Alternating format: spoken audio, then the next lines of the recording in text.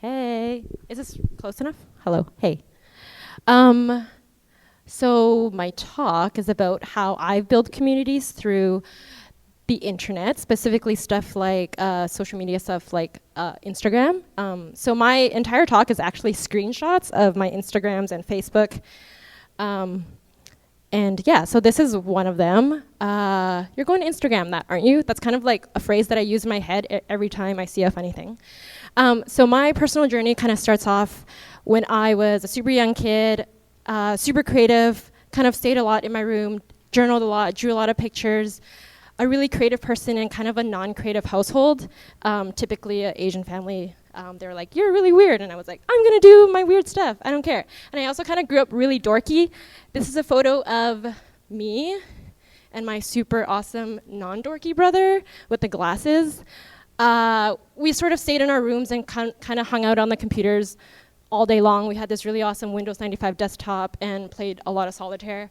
But through that time on the computer, I discovered websites like this really awesome message board website called Indecline, which was a local Edmonton music punk rock kind of forum. And I was really into like weird punk rock, indie rock kind of stuff. And through the message boards, I was able to really connect with lots of kids that really liked the same type of music that I did. And so I started going to shows, and I was like, holy crap, these kids are so awesome, because they like the same weird stuff that I did. And I was like, oh my god, I have to like hang out with these kids all day long, and I want to start booking shows, because that's what cool kids do, play in bands and book shows. This is a photo of a show that I did in 2006 at a skate park. We had bands from all over different cities come play, and I wanted to celebrate our like BFF-ness with this OMG BFF cake, because they were really awesome, and I felt like I was part of a really awesome community. And it really inspired me to kind of like pursue a career in the arts. That's me over there on the right, being photographed for the Edmonton Journal, my friends on the left. The music scene really inspired us to kind of pursue this like dream of ours, and some of us are working in it, and some of us are, doing it as well.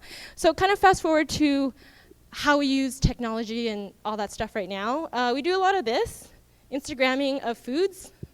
This is my brother Instagramming his Denny's American Lumberjack Slam at Denny's midnight. It's really like awesome quality family time, I think. Instagramming foods. This is my mom taking a photo of her Christmas tree with her awesome iPad. She loves taking lots of photos all the time and loves to tag us, even though we don't like to be tagged in a lot of these embarrassing photos, because she's done that to me before. And our family gatherings look like this. It's us taking a bajillion photos of actually like, of the same, like all of us would be standing, and we actually really just need one person's phone, because we all know we'll be tagged eventually. I don't know why we need like a bajillion cameras. And we also use internets for stuff like this. This is supposed to represent memes. I jumped on the cat breading meme like 30 months ago. You could actually see that. Which is exactly what it sounds like. It's putting breads on cats' heads for no reason, because it's funny. And we also do a lot of this. This is supposed to represent two things. Cats, the internet's, people loves cats, and selfies. People love selfies a lot. And cats can actually take their own selfies, if you didn't know. You just have to like put an iPad in front of them and take a photo from a distance, which is kind of what I did. And we also do a lot of self-promotion. This is me Instagramming a photo that we took as staff at the Gateway Theatre, promoting our new Gateway Pacific Theatre Festival in August. And I'm like kind of not joking when I do a lot of self-promoting through Facebook, Instagram, and social media.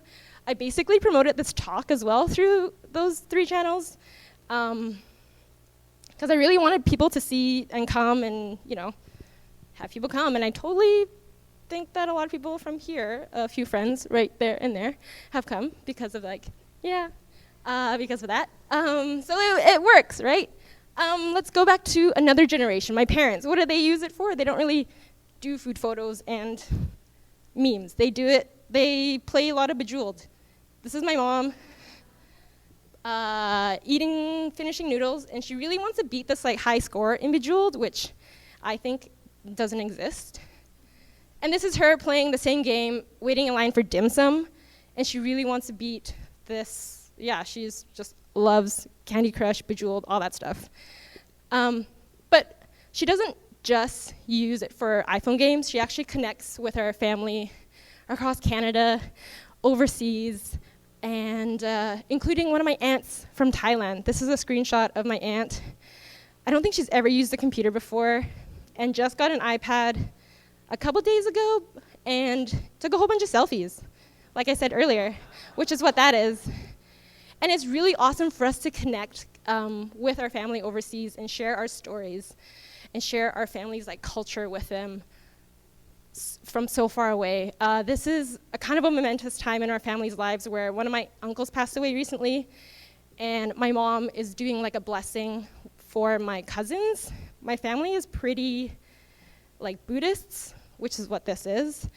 And it's kind of crazy because we use social media for all these silly things like Instagram and Facebook and or like selfies and stuff like that, but we actually use it a lot to share our personal stories with each other and share our heritage with the world. And it's a great way to document that through these mediums. So yeah, social media is great to connect to new communities from online to offline and vice versa, but also share our own personal stories and keep them forever. Thanks.